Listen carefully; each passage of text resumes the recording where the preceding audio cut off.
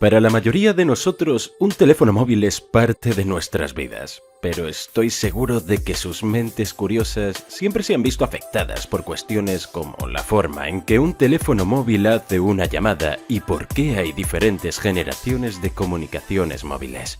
Exploremos la tecnología detrás de las comunicaciones móviles. Cuando hablas por teléfono, tu voz es captada por el micrófono de tu teléfono. El micrófono convierte tu voz en una señal digital con la ayuda de un sensor MEMS y un NIC. La señal digital contiene tu voz en forma de ceros y unos. Una antena dentro del teléfono recibe estos ceros y unos y los transmite en forma de ondas electromagnéticas. Las ondas electromagnéticas transmiten los ceros y unos alterando las características de las ondas tales como la amplitud, frecuencia, fase o combinaciones de estas. Por ejemplo, en el caso de la frecuencia, 0 y 1 se transmiten utilizando frecuencias bajas y altas respectivamente. Así que si pudieras encontrar una manera de transmitir estas ondas electromagnéticas al teléfono de tu amigo, podrías establecer una llamada. Sin embargo, las ondas electromagnéticas son incapaces de viajar largas distancias. Pierden su fuerza debido a la presencia de objetos físicos, equipos eléctricos y algunos factores ambientales.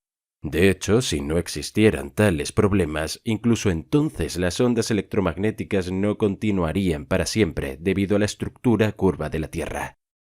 Para superar estos problemas se introdujeron antenas de telefonía móvil, utilizando el concepto de tecnología celular. En la tecnología celular, un área geográfica se divide en celdas hexagonales, cada una de las cuales tiene su propia antena e intervalo de frecuencia. Generalmente estas antenas de telefonía móvil se conectan a través de cables, o más específicamente, cables de fibra óptica. Estos cables de fibra óptica se colocan bajo tierra o el océano para proporcionar conectividad nacional o internacional.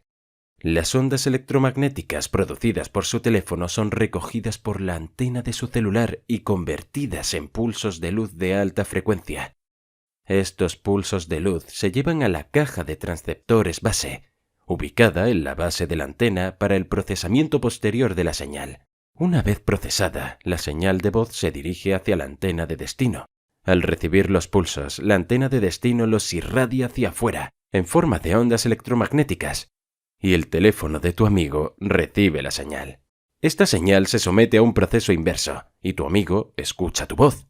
Por lo tanto, es cierto que las comunicaciones móviles no son totalmente inalámbricas, sino que también utilizan un medio alámbrico. Así es como se llevan a cabo las comunicaciones móviles. Pero hay un gran problema que intencionalmente dejamos sin respuesta. La comunicación móvil solo tiene éxito cuando su antena transfiere la señal a la antena de su amigo. Pero, ¿cómo sabe su antena en qué área de la antena de telefonía móvil se encuentra su amigo? Bueno, para este proceso la antena de telefonía celular recibe ayuda de algo llamado Centro de Conmutación de Móviles. El MSC es el punto central de un grupo de antenas de telefonía móvil. Antes de seguir adelante, expliquemos más información sobre el MSC. Cuando compra una tarjeta SIM, toda la información de suscripción se registra en un MSC específico. Este MSC será su MSC Hogar. El MSC Hogar almacena información como los planes de servicio, su ubicación actual y el estado de su actividad. Si se muda fuera del alcance de su MSC local, el nuevo MSC que le sirve a usted se conoce como un MSC extranjero. Al entrar en una región MSC extranjera, ésta se comunica con un MSC local. En resumen, el MSC de su casa siempre sabe en qué área del MSC se encuentra usted. Para comprender en qué posición de la célula se encuentra un abonado dentro de la zona MSC, el MSC utiliza algunas técnicas. Una forma es actualizar la ubicación del suscriptor después de un cierto periodo de tiempo. Cuando el teléfono atraviesa un número predefinido de antenas, se vuelve a realizar la actualización de ubicación. La última de ellas es cuando el teléfono está encendido. Tratemos de entender todos estos procedimientos con un ejemplo. Supongo que Emma quiere llamar a John. Cuando Emma marca el número de John, la solicitud de llamada llega al MSC de la casa de Emma. Al recibir el número de John, la solicitud será enviada al MSC de la casa de John. Ahora, el MSC de John revisa su MSC actual. Si John está en el MSC de su casa, la solicitud de llamada se enviará inmediatamente a su ubicación celular actual y comprueba si John está ocupado en otra llamada o si su móvil está apagado. Si todo es positivo, el teléfono de John suena y la llamada será conectada. Sin embargo, si John no está en su MSC hogar, el MSC local de John simplemente reenvía la solicitud de llamada al MSC extranjero. El MSC extranjero seguirá el procedimiento previamente explicado para localizar el teléfono de John y luego establecerá la llamada. Ahora discutamos por qué el espectro de frecuencias es tan importante en las comunicaciones de los teléfonos móviles. Para transferir ceros y unos en la comunicación digital, a cada suscriptor se le asigna un rango de frecuencias. Sin embargo, el espectro de frecuencias disponible para las comunicaciones celulares es bastante limitado y hay billones de suscriptores. Este problema se resuelve con la ayuda de dos tecnologías. 1. Distribución de intervalos de frecuencia y 2. Técnica de acceso múltiple. En la primera técnica se asignan cuidadosamente diferentes intervalos de frecuencia a diferentes antenas de telefonía móvil. En la técnica de acceso múltiple, este intervalo de frecuencia se distribuye eficientemente entre todos los usuarios activos en el área de la célula. Ahora, la gran pregunta: ¿por qué hay diferentes generaciones de tecnologías de telefonía móvil? Originalmente, el 1G permitía a los usuarios por primera vez llevar un teléfono sin un cable conectado a él, pero el 1G sufría de dos problemas principales. El primer problema era que la transmisión inalámbrica era en formato analógico. Las señales analógicas son fácilmente alteradas por fuentes externas. Por lo tanto, proporcionaba una calidad de voz deficiente y una seguridad deficiente. El segundo problema era que utilizaba la técnica de acceso múltiple por división de frecuencia, que utilizaba el espectro disponible de manera ineficiente. Estos factores allanaron el camino para la segunda generación de comunicaciones móviles. El 2G utilizaba tecnologías de acceso múltiple digital, a saber, la tecnología TDMA o CDMA. La segunda generación también introdujo un revolucionario servicio de datos, SMS y navegación por Internet. La tecnología 3G se centraba en proporcionar una mayor velocidad de transferencia de datos. Para ello utilizó una técnica de acceso múltiple WCD junto con un aumento del ancho de banda. La velocidad 3G de 2 MB por segundo permite la transferencia de datos para usos como GPS, vídeos, llamadas de voz, etc. El 3G fue un gran paso en la transformación del teléfono básico en un teléfono inteligente. Después vino el 4G, que alcanzó velocidades de 20 a 100 MB por segundo. Esto era adecuado para películas y televisión de alta resolución. Esta mayor velocidad fue posible gracias a la tecnología OFD de acceso múltiple y a la tecnología MIMO. MIMO utiliza múltiples antenas transmisoras receptoras tanto en el interior de los teléfonos móviles como en las antenas. La próxima generación de comunicaciones móviles, el 5G, que se lanzará próximamente, utilizará tecnología MIMO mejorada y ondas milimétricas. Proporcionará una conectividad sin fisuras para apoyar el Internet de los objetos, como los coches sin conductor y los hogares inteligentes. El espectro electromagnético. Introducción. Es algo que te rodea, que te bombardea, que en gran medida no se puede ver, tocar ni siquiera sentir. Todos los días, donde quiera que vayas, no tiene olor ni sabor, y sin embargo tú lo usas y dependes de él cada hora del día. Sin él, sabes que el mundo no podría existir. ¿Qué es? La radiación electromagnética.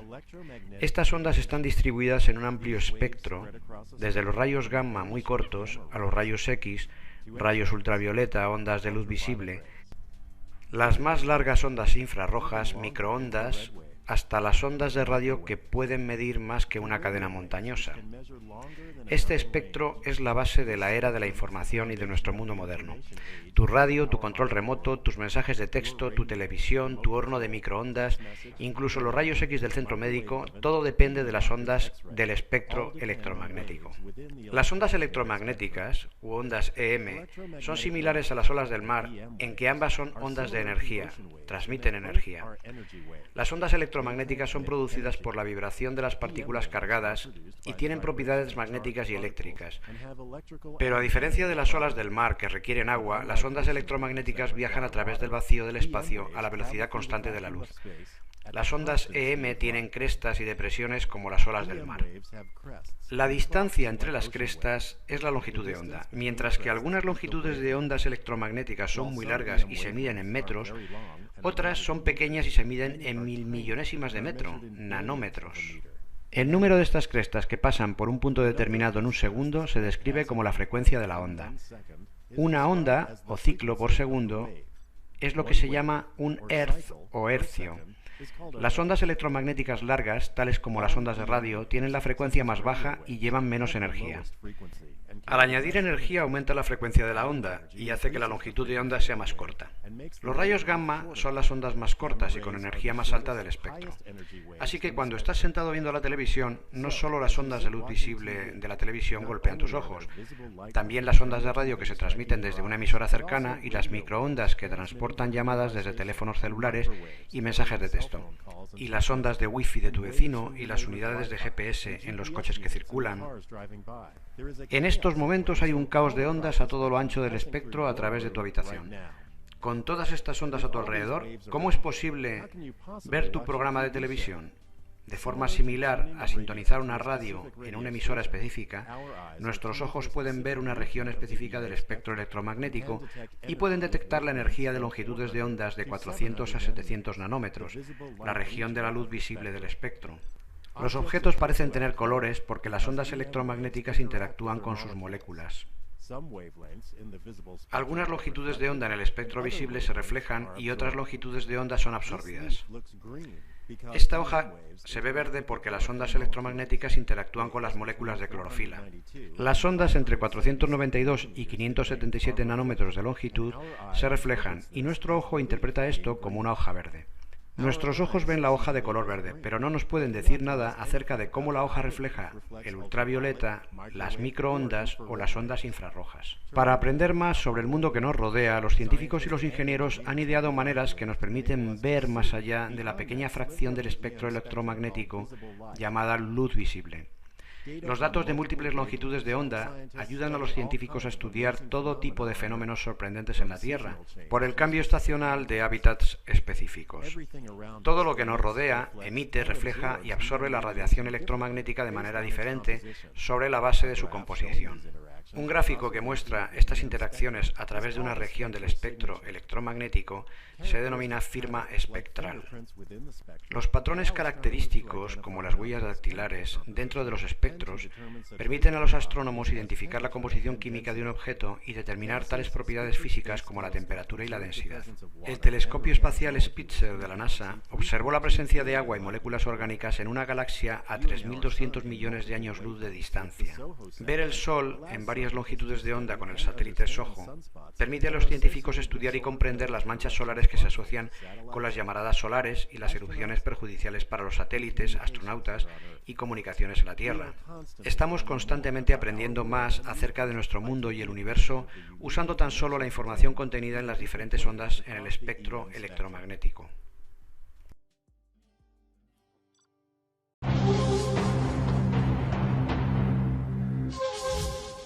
El espectro electromagnético 2. Las primeras transmisiones de radio de Marconi en 1894 se han extendido en el espacio durante más de 100 años a la velocidad de la luz. Pasaron por la estrella Sirio en 1903, por Vega en 1919 y por Regulus en 1971. Esa señal ya ha pasado más de 1000 estrellas. Cualquiera que orbite una de esas estrellas con un buen receptor podría detectar la señal de Marconi y saber que estamos aquí. Las ondas de radio son más largas y contienen menos energía que cualquier otra onda electromagnética. Mientras que la luz visible se mide en fracciones de una pulgada, las ondas de radio varían entre unos 19 centímetros, más o menos la longitud de una botella de agua, pasando por la longitud de un coche, barcos, montañas, hasta ondas monstruosas de más tamaño que el diámetro de nuestro planeta. Heinrich Hertz descubrió las ondas de radio en el año 1888. La primera emisora de radio comercial salió al aire en Pittsburgh, Pensilvania, el 2 de noviembre de 1920. Luego, en 1932, un gran descubrimiento de Carl Jansky en los laboratorios Bell reveló que las estrellas y otros objetos del espacio irradian ondas de radio. A partir de ahí nació la radioastronomía. Sin embargo, los científicos necesitan antenas gigantes para detectar las débiles ondas de radio de larga longitud de onda que provienen del espacio. Las medidas de la enorme antena de radio de Arecibo son 305 metros de diámetro, más de 3 campos de fútbol. Los científicos pueden unir las señales de una serie de antenas de radio independientes para enfocar pequeñas zonas alejadas en el espacio. Tales matrices actúan como un inmenso receptor. Este gigantesco array en Nuevo México une 27 antenas parabólicas en una sola gigante con forma de Y, y cada brazo es capaz de estirarse hasta 13 millas. Los científicos incluso han extendido estas antenas conectadas por todo el mundo. Una de las más grandes van de Hawái a las Islas Vírgenes y actúa como una lente de un teleobjetivo de tan gran alcance que un partido de béisbol en la Luna podría llenar la totalidad de su campo de visión. Muchos de los grandes descubrimientos astronómicos se han hecho mediante ondas de radio. Los púlsares, la existencia de nubes gigantes de plasma sobrecalentado, que se encuentran entre los objetos más grandes del universo, e incluso los cuásares, como este a más de 10 millones de años luz de distancia, fueron descubiertos mediante ondas de radio. Las ondas de radio también proporcionan información más local. Los objetos astronómicos generalmente tienen un campo magnético y producen ondas de radio, como nuestro Sol. Por lo tanto, los satélites estéreo de la NASA son capaces de seguir ráfagas de ondas de radio de la corona solar. Los sensores de la nave espacial WIND registran las ondas de radio emitidas por la ionosfera del planeta, así como las ráfagas emitidas por Júpiter, cuya longitud de onda mide unos 15 metros. Las ondas de radio llenan el espacio que nos rodea para llevar entretenimiento, comunicaciones e información científica clave. No podemos escuchar estas ondas de radio. Al sintonizar la radio en su emisora favorita, la radio recibe estas ondas electromagnéticas y hace vibrar un altavoz para crear las ondas de sonido que oímos. Puede que no seamos capaces de bailar con las transmisiones de radio cósmicas, pero ciertamente hemos descubierto la gran danza cósmica de nuestro universo escuchándolas mediante nuestros satélites y otros aparatos electrónicos en la Tierra. No podemos vivir sin satélites. Si se apagasen los satélites del mundo, nuestra vida cambiaría de manera radical. Nadie se imagina salir un fin de semana sin ver antes una imagen de Meteosat. Nadie se imagina salir de casa sin un GPS en su coche o en su móvil. O nadie se imagina montarse en un avión donde no haya wifi o en un crucero donde no tengas enlace para hablar con tu familia. Todo esto se hace gracias a los satélites. No podríamos vivir sin ellos.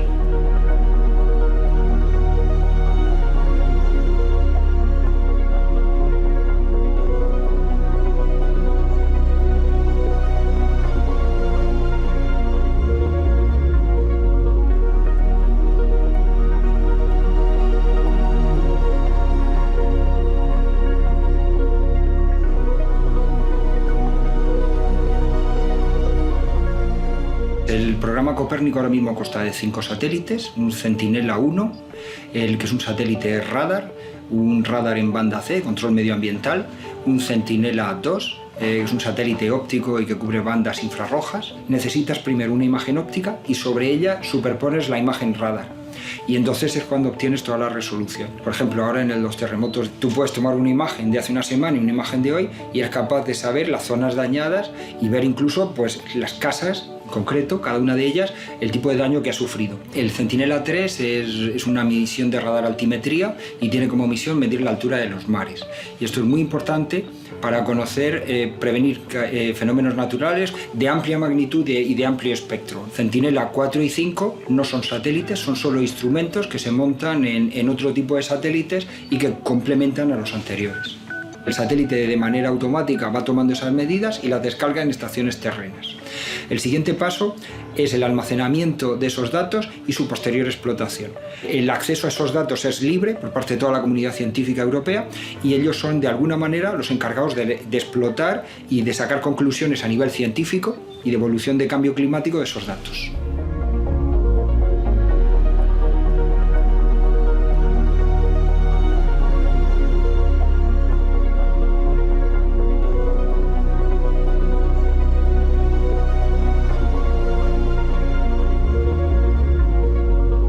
Prevenir catástrofes naturales, digamos que es la gran asignatura pendiente de la humanidad. Si hablamos, por ejemplo, de prevención de tsunamis, lo que sí podemos hacer con un satélite es medir la altura de las olas. Lo que veremos es una diferencia de altura de olas significativa. Eso los radares lo detectan con una precisión de pocos segundos y a partir de ahí se puede mandar una señal de alerta a toda la zona costera próxima. Tendremos un plazo de varias horas hasta que esa ola llega a la zona costera. La inteligencia artificial puede jugar un papel fundamental en el futuro del espacio porque podemos integrar muchos sensores que están en diferentes satélites y dar una respuesta rápida.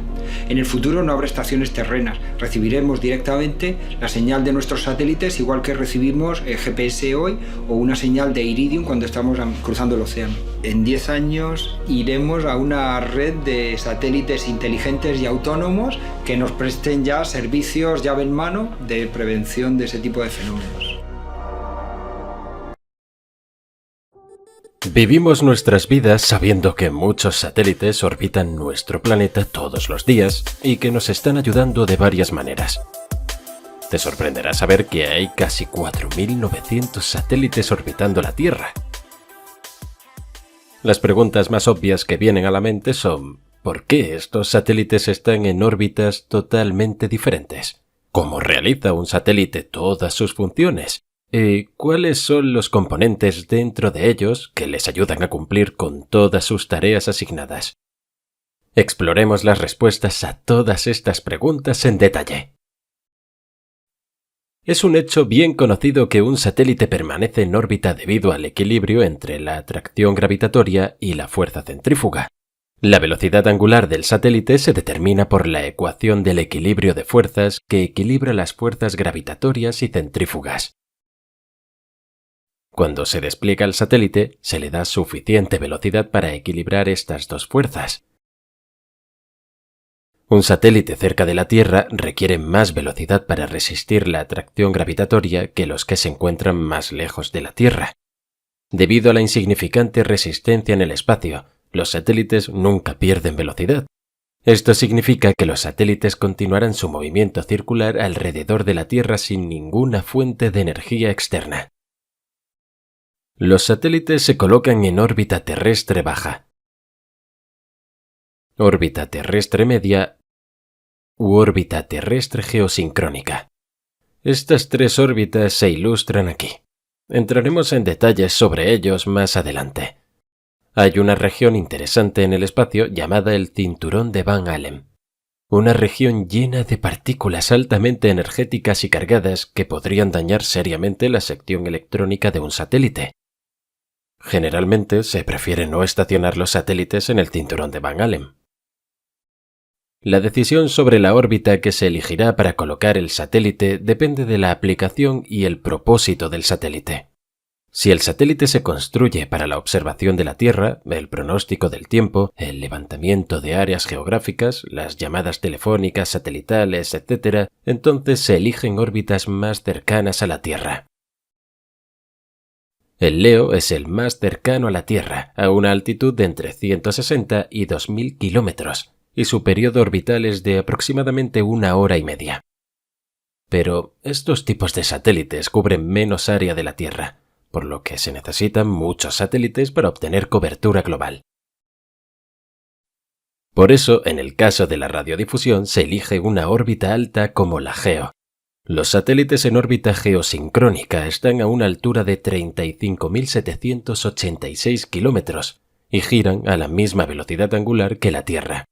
Esto significa que el satélite tarda exactamente 23 horas, 56 minutos y 4 segundos en completar una rotación.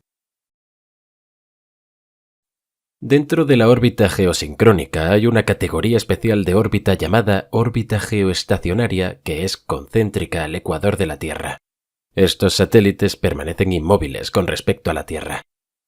Debido a esto, los satélites geoestacionarios son la opción ideal para la radiodifusión de televisión, ya que significa que no tiene que ajustar el ángulo de su antena parabólica una y otra vez. Esta es la razón por la que el cinturón geoestacionario está tan lleno de satélites y es administrado por una organización internacional llamada ITU. Las órbitas geosincrónicas están ocupadas también por algunos satélites de navegación. Los satélites geo pueden cubrir 1/3 de la superficie terrestre, por lo que 3 satélites son suficientes para cubrir toda la Tierra. Para aplicaciones de navegación como GPS, MEO es la mejor opción. Aunque el LEO es el más cercano a la Tierra, los satélites en esta órbita giran a una velocidad muy alta. Debido a esto, los receptores en la Tierra no pueden realizar los cálculos de navegación con precisión.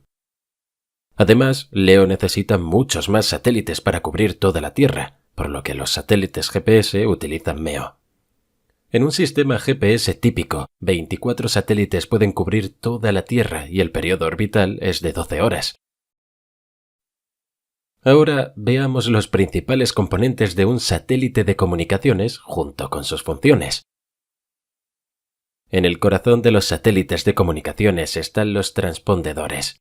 La tarea principal de un transpondedor es cambiar la frecuencia de la señal recibida, eliminar cualquier ruido de la señal y amplificar la potencia de la señal.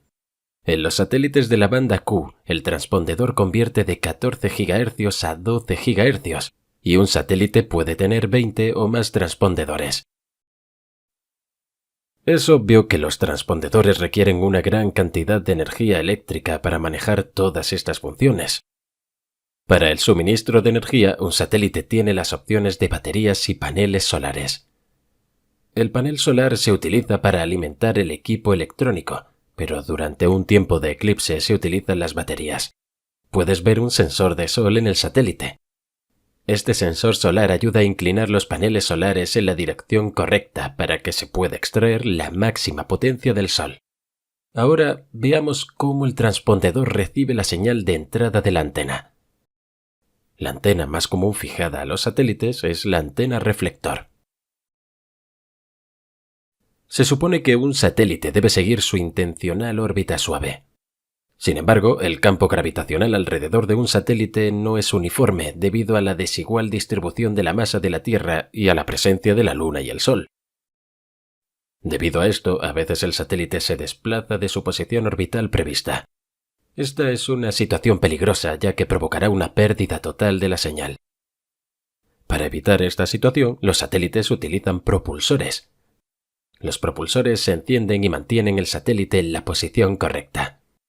Esto también ayuda a los satélites a evitar la basura espacial. El combustible necesario para los propulsores se almacena en tanques en el cuerpo del satélite. La posición del satélite y el control de los propulsores se controlan continuamente desde una estación terrena. Además de los controles de posición, la estación terrena también supervisa el estado y la velocidad del satélite. Esto se hace a través de sistemas de seguimiento, telemetría y control. Estos sistemas envían continuamente la señal a la estación terrena y mantienen el contacto entre la Tierra y el satélite. Generalmente estas señales se intercambian a diferentes frecuencias para distinguirlas de otras señales de comunicación. ¿Alguna vez has pensado en lo que le sucede a un satélite cuando ya no funciona o cuando su vida útil se acerca al final? Estos satélites podrían dañar a otros satélites o naves espaciales en funcionamiento. Para hacer frente a esta situación, los satélites inactivos se transfieren a la órbita del cementerio activando los propulsores.